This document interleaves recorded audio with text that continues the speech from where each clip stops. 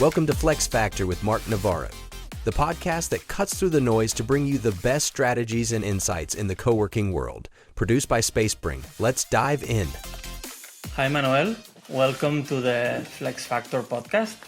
Hello, Mark. Thank you for inviting me. I cannot think on a better person than you to start this podcast. But first of all, introduce yourself. Who's Manuel Zea? Manuel Zea is the founder of coworkingspain.es, organizer of the Coworking Spain conference, also known as CWSC. I started in the coworking world in around 2006. What's CWSC, where it does take place, when it does take place, and can you tell us a little bit about the background? The CWSC is the coworking conference that takes place in Spain. Maybe it's the second or the third oldest conference about coworking in the world. Next one is our 14th edition, so it's quite long in the coworking industry. It takes place in different cities in Spain. This is going to be the second year in a row that it's going to take place in Madrid. Almost all the edition is in May. A really good moment to come to Spain. How does the CWSC started to be? How did it happen? Because I think the story is quite funny. In the beginning, I've been invited to the Coworking Europe conference. The first one took place in Brussels, and the second time it took place in Berlin. Maybe it was November 2011. So when I come back to that conference to Madrid, I say I have to do this conference in Spain, because if I don't do it, anyone else is going to do it. So I start with the scratch. I just go to the Photoshop, I make a flyer, and I just write Working Spain Conference 2012. I make a picture on Photoshop. I just post it on Facebook. Just right away, like 2 hours later, have a lot of comments like this: a good idea, let's go, let's do it. I want to join. So okay, this is my minimum valuable product. So I think I have to do this conference. So that's how I started the conference. And what's funny, because in that moment, maybe it was December 2011, I went out to live in the US for 3 months. So I organized the first conference in the States. I came back to it in April, and was the first conference that took place in that moment in Utopicus and Impact Hub in Madrid. And let's get serious now. I have to say that I have never met anyone who so early predicted the future of coworking, transforming from a movement to an industry. Back in 2014, you were already thinking and talking about having talks focused on an industry for the next edition, the 2015 edition. It was very hard to get people in those talks. And then in 2016 edition, you get for the topic again. Right now, if you look back, do you think that the industry today reached the point that you imagined back in those years? It's true that in 2014, the industry was more than movement, the industry, and it was difficult to talk about money in the conference. It's like a dirty word. I introduced some content in the conference talking about the benefits of space. And that was really good point, because it was really interesting. All the people was very interested in made the spaces profitable. But it was true that we came from the community. It looks like more like a movement, and the money looks like not important. But also in 2014, visit a lot of spaces in US, and the story was another point, because all the spaces there were talking about the profitable of the spaces. WeWork was bunching in that moment, and I understand that thing have to came to Spain, also to Europe, and of course to Spain. And that was my point. This has to change. We cannot make the spaces as a movement and not profitable. So that's why I moved the conference to talk more about the industry, numbers, growth, strategies, these things. That was a really good point. That's the point we are right now, like talking about how this is a market and how this is growing, how is investment, and how are the different type of coworkings growing. In that moment, I don't imagine that the coworking came to this point. I was not in focus on that. But I understand that the big real estate company have to pay attention on us. We understand that the business centers at least take attention in us, because we were biting his cake. So in that moment, say, we're the point that we are right now. There's almost no difference between co-working space and business center. because I think both worlds get closer. It's true that the working world came from the community, and a lot of business centers catch this thing about community and also hospitality. The co-working from the beginning was community and hospitality, and I think it's a point that the business center in that moment didn't get. But it's 2 points that they looked at us and they bring to their side. I was once in a small event. It was more focused on a business center. And at some point, someone said, what you label as community, we label it as services. So this, I think, showcases the different point in which we get to the same point. So we came from really opposite directions. And you mentioned that you attended a conference in the US in 2014. That was what it made change your scope and see what was going to come to Europe and to Spain. And I think that we have someone from that conference attending CWSC 2025. Of course, we have Liz Elam coming to the Work in Spain conference this year. And for me, I'm really, really happy because I've been a speaker in the first GCUC that Liz Elam made in Austin in 2012. So the first GCUC was in 2012, maybe I think March, and the first CWSC was in 2012 in April. So I went to that conference and oh wow, this woman is really, really, really strong in this world, right? And I was really happy to finally, after maybe 14 years, to bring her to our conference. She's great, and she's going to give an amazing talk. Can you talk a little bit about the format of this conference, how it's going to look like? The main point is that the conference is a place to share your knowledge and to learn about co-working industry.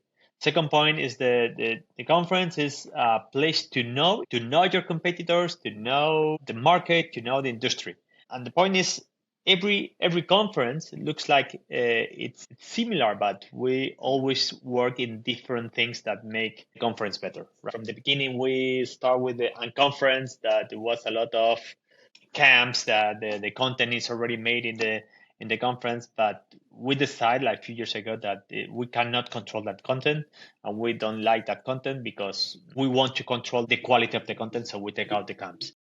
How else do you control content quality? Start with the small speakers, 5, 10 minutes, 20 minutes talks we take out because there was a few speakers that they don't need to prepare anything just for 5, 10 minutes. So we want that the content is in the conference and we want that the speakers prepare that content. So that's why we have like 45 minutes speech, right? Or keynotes. That's why the content which we want that the speakers prepare it, and we want to offer a really, really good content to the audience.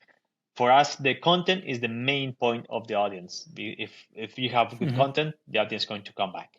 Every year we try to make it better conference.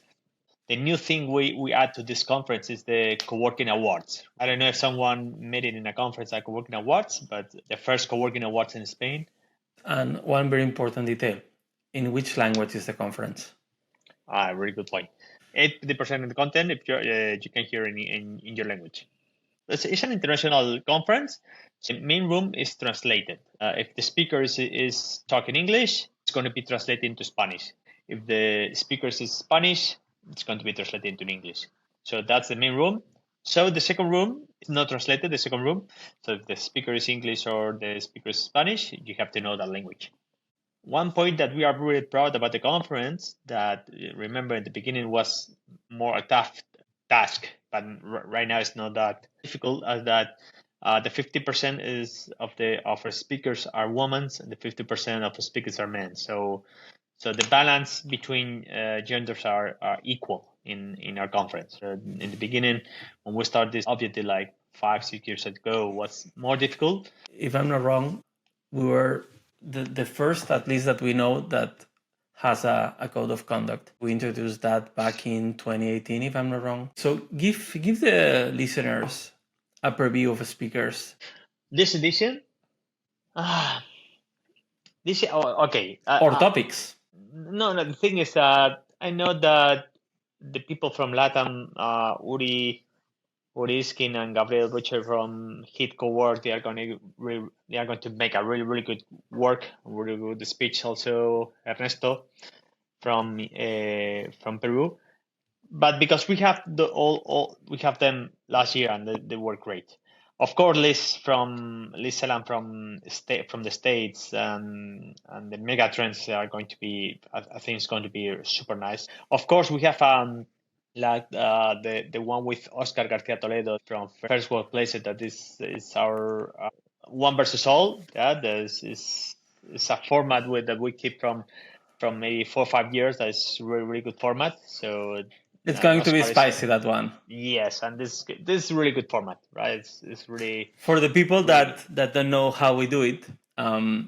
It's all the audience write down questions, and we ask, in this case, Oscar Garcia Toledo, founder of First Workplaces, the questions.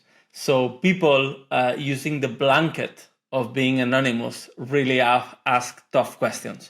So it's always really spicy. Last year we had Gaby Spin from Matico, and it was a quite hot session. And I'm sure that this year Oscar is going to provide a really, really interesting and for sure a spicy session. I'm watching right now the program, and it's really difficult to say. I don't want to hear one, because I think I want to hear all the speakers and all the keynotes.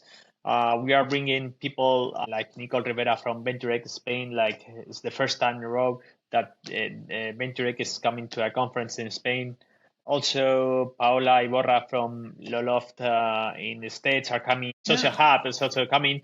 So also David Vega, that maybe is in the industry for 40 years with Business Center, right now with co-working spaces. So the program is really, really quite good. I have to say that one of my favorites is Loloft, because I think that it's opening a new scope in the industry, right? Because everybody's focusing on offices, which do make sense. But what Loloft is doing, it's something really different. 85% of their space is storage area. Like, they are renting warehouses, basically. And 15% it's offices, so that takes co-working to a different industry. And I think it opens opportunity. And actually, attending to this conference, we have some operators that have also a relationship with this kind of assets, which it's also interesting. And I think that it's one of those talks that might go under the radar, but it's really worth attending, because it's one of these moments of, right? Like, I can take what I know and apply it to a different industry. And Manuel, right now, I have to give you a surprise. Oh. Because this midday, I've got an email. I can confirm, or maybe you can confirm to the audience, that this year we are going to have WeWork in the CWSC. Okay, that's really good news. Really good news. We were waiting for that, and that make the program even better, right? WeWork have, I love to say it every time. This year, I think they had really a bad year last year, but I think this year they are making a really, really good job. So we are glad they are coming back to the conference. So it's always tough when there's a little bit of issues around the industry, and we really appreciate their commitment with the conference. It's the third year that they come. They missed the last edition, but we are really happy to have them on board in a panel that is going to be really good. Yes. Okay. Thank you. Congratulations for the job. Yeah, I mean, Manuel's face when I was like, I've got an email, completely changed. It was like, oh my God, what's going on? SpaceSpring is the fast track to co-working space management. SpaceSpring automates tedious tasks, boosts efficiency, and helps retain members. Are you ready to streamline your co-working space? Check out the links in this episode description to learn more. So now several questions about your opinion about the industry. What do you think that successful co-working spaces have in common? Wow. Can be anything. Call successful, right? Because come on. That's talking like in 2014. No, successful is successful. No, because yes, but I mean, successful for a space that is only one location, 1,000 square meters. It's not the same success for a growing space that is they have to open 10 locations next 10 years. But successful, one story is successful from the south of Spain. I think the people from Malaga, from Mencop and Emmanuel Sisti, one side, the living room, they grew up as such a good community of a lot of people from all around the world. Also, Innovation Campus, I think they do a really, really good job. In Sevilla, I think the guys from Working Company, they also make a really good job. I don't know if you call successful, but when you go to those places, they have really good community. But successful also could be the case of the good players of Monday or Attico that they close a fundraising. Okay, maybe the successful of yes, maybe this is the point. So maybe it's having a good rate of occupancy of the space makes you stay calm or stay relaxed. Be worried in what is important to grow a community, to grow to the next location, or to make the better things. So I think with a good occupancy rate makes the life easy to think in the next step of a space. At some point, you mentioned the word different. That's different. So let's talk about differentiation. Do you think that being different is a key in the success of a co-working space? And if the answer is yes, can you think of an example of a co-working that is different and really takes profit of being different? What they think different since the beginning, you have to talk about impact gap. We have the differentiation to talking about sustainability, to be to have startups or companies with social impact. So you can talk about that, and it's a really, really good example, no, about differentiation in all around the world. So okay, this one's kind of differentiation. Another kind could be spaces that focus on a kind of professional. No, I don't like that too much. Differentiation in one kind of professional could be a differentiation. In my space, the first objective was to try to have a good occupancy. It doesn't matter who is in. And then there's a lot of people say, okay, but I want lawyers in the space. Okay, you can do it, but maybe it's no lawyers all around your location. Right? So you have to choose, but you have to look to another users. Or maybe in Madrid they have the architects college to say, okay, we want architects. Okay, but maybe it's not too many architects around the professional college of architects. The professional college of architects, I want to say, it's not a university. It's a building where the professional architects goes to have the stamps in the projects and things like that. So it's another kind of building, it's not a university. I do not like that kind of differentiations. I prefer the differentiation about social impact or differentiation in, okay, my space is a 5-star place. And if you want to come to my space, it's going to be a lot of service. The furniture is going to be great, and it's a 5 stars. So it's a good differentiation because you know that your customers is a 5-star. But you can get the other differentiation about, okay, have a space can be 1 star. So it's more small, it's more local, it's for the neighborhoods, and the price that is going to pay is different. It's another kind of differentiation. Maybe the kind of spaces the owner has another personal project or another professional project. This kind of differentiation, I think, is more common in Spain. And also the big players in Spain is more about how cool it is to be in their space. In rural areas, for example, what you mentioned, like managers that have a side project, right? Or the co-working is a side project, or the co-working is the main project and they have a side project. It's quite usual. Again, I think it depends on the location. Okay, let's talk about the future. I'm going to ask that tricky question is how are the main trends that you see around, and how do you think co-working is going to be in 5 years? That's that question. I think the future, I don't know if it's going to change a lot how the co-work industry is. I mean, big players are walking a road that I think is going to be, the bases are already established. So big players in Spain or I think Europe, they are going to try to open more locations, but maybe the product is already done, so it's already done, and I don't know if it's going to come something really different. I don't think so. In the beginning, yes, because in the beginning we were like a kind of hippies working in creative spaces, so the road was long. But right now, I don't think 5 years is going to be much different. What is the co-working? Of course, going to be a lot, not, but a few new players will become. Maybe another place is going to die. I don't know. What is the place of work? I don't know if it's going to change a lot. Maybe it's more common areas, or maybe it's less, or maybe it's more private offices, or maybe it's more open space. But I think it's not going to be really different in 5 years. Marta Gracia, CEO of Cloudworks, talk is going to be really cool too, because she's going to talk about how Cloudworks does have different kind of layouts in different locations. So Cloudworks do not longer make the people decide central location or a location which is farther from city center while keeping the same price or having different pricing.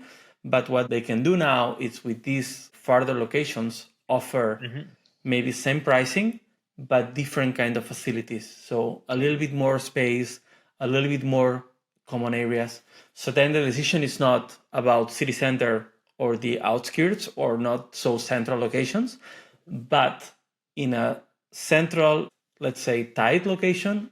It's not that it's tight, but it's like everything, it's more compact, or a location with more space, but then you're not in the city center. I think it's very important for the industry to do not use the same formula all the time. So I think that that's also a really good talk that we're going to have. Yes, of course, it's not the same to build or to run a co-working space in city center than not in city centers. Like it's not the same open a co-working space in the rural areas. One thing I like a lot, and I think not too many people doing, EWG is doing, that they learn a lot. I mean, we have, how many brands they have?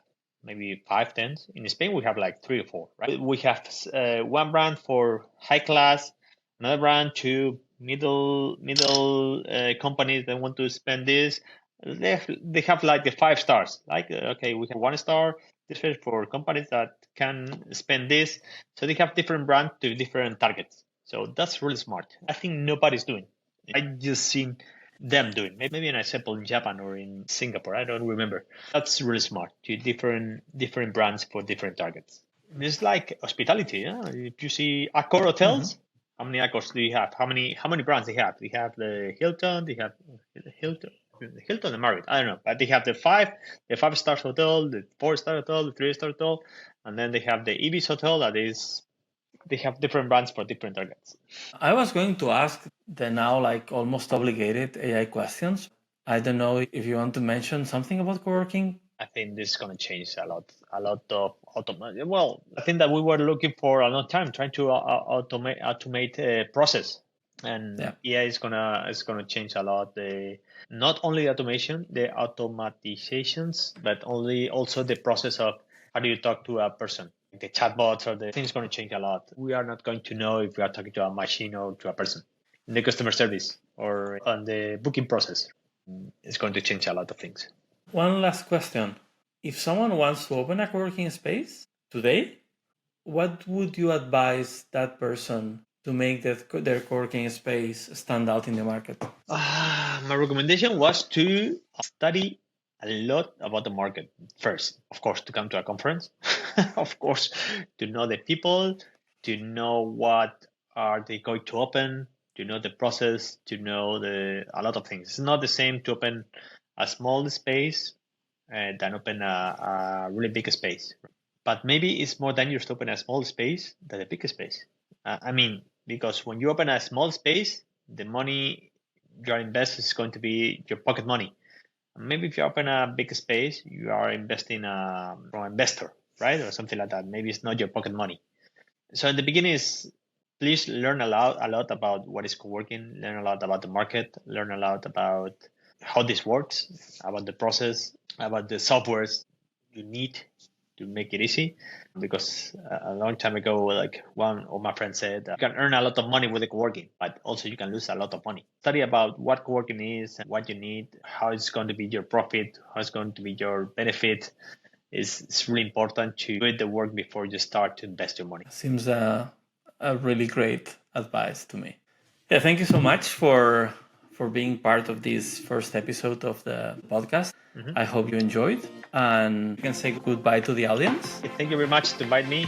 Thank you very much to be the first guest in this podcast. So hope you see you soon. What do you say? Yeah. I hope you see you soon.